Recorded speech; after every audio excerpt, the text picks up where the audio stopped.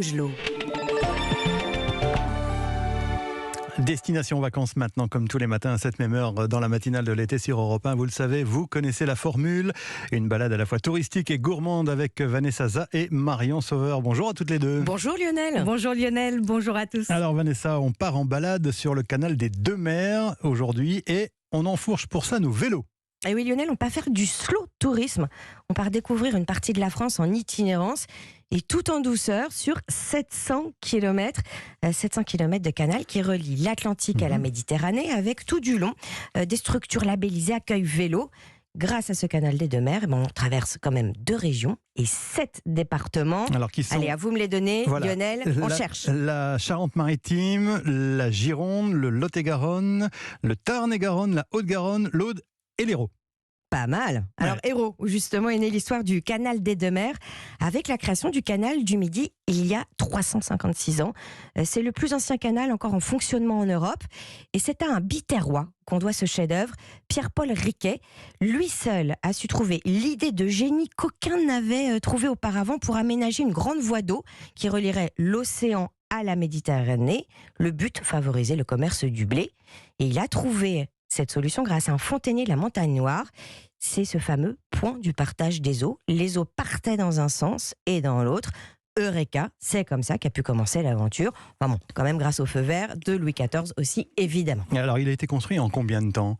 14 ans. 14 ans de travaux, un chantier colossal, jusqu'à 12 000 ouvriers pour aménager 240 km, 64 écluses, 300 ouvrages d'art, comme ces 9 écluses de Béziers à Fonserane.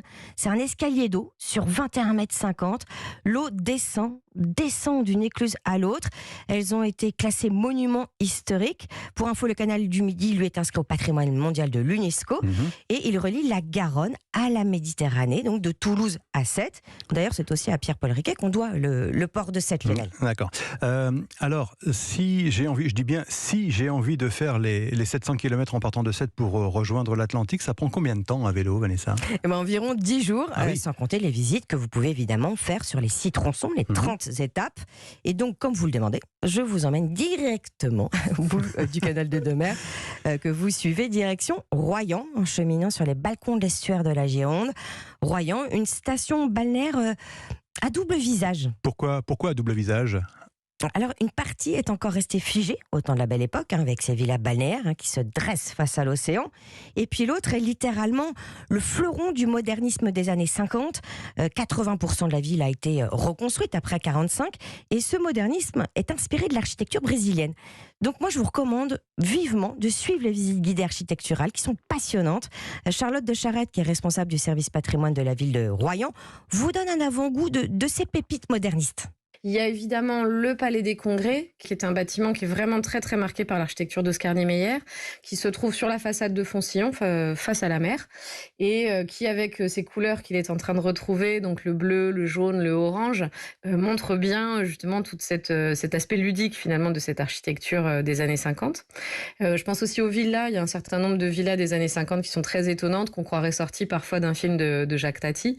Donc il y a la Villa Grille-Pin, par exemple, qui se trouve pas très loin du Palais des Congrès d'ailleurs, ou aussi la superbe Villa Boomerang, qui est dans le quartier du Parc, où là, il y a une piscine en dessous. Enfin voilà, il y a vraiment cette architecture qui finalement pourrait être au Brésil, mais aussi en Californie. Donc voilà pourquoi elle a été consacrée, cette ville de Royan, en 1986, la ville la plus 50 de France. Effectivement. Est-ce que vous avez une adresse pour dormir, Vanessa ? Oui, une maison d'hôte, l'Austréal, un bed and oysters. Elle est située entre le port austréicole de la Grève et le centre-ville de la Tremblade. C'est une maison typiquement charentaise avec des couleurs très océanes. On y sent une douceur de vivre dans cet endroit. Et puis, autre adresse, sinon, l'hôtel Spa d'Al-Azur. Merci Vanessa, à tout à l'heure. Ah oui, à tout à l'heure. Marion Sauveur, comme chaque jour, on découvre avec vous un produit du terroir. Alors aujourd'hui, c'est un peu particulier, Marion, puisque vous allez nous parler d'un poisson. Oui, c'est le maigre, un poisson blanc au corps fusiforme avec des points noirs et jaunes alignés le long de sa ligne latérale, avec une grande bouche dont l'intérieur est jaune orangé. Voilà comment vous pouvez le repérer. Ouais. Son goût et la texture de sa chair se rapprochent de ceux du bar. Et ce maigre a un petit surnom, le grogneur, simplement parce qu'il grogne, il émet des sons graves et par résonance sous l'eau, on croirait à un grognement d'un chien.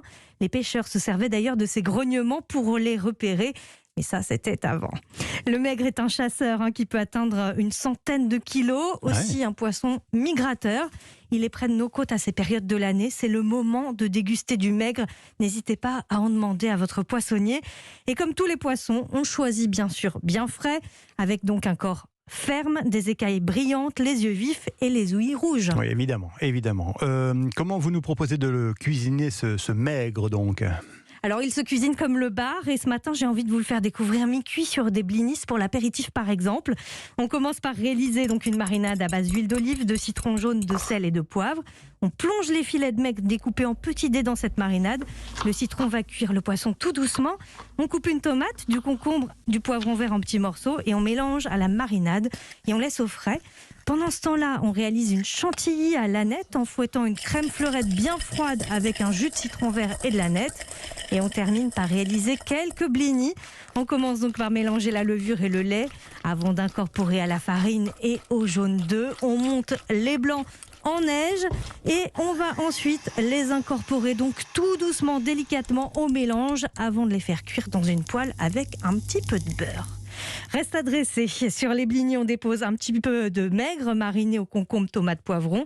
Par-dessus, la chantilly et les zestes du citron vert. Et on mange bien frais surtout. Pas mal du tout, Marion Sauveur. Chaque jour, vous demandez une astuce à un chef, Marion.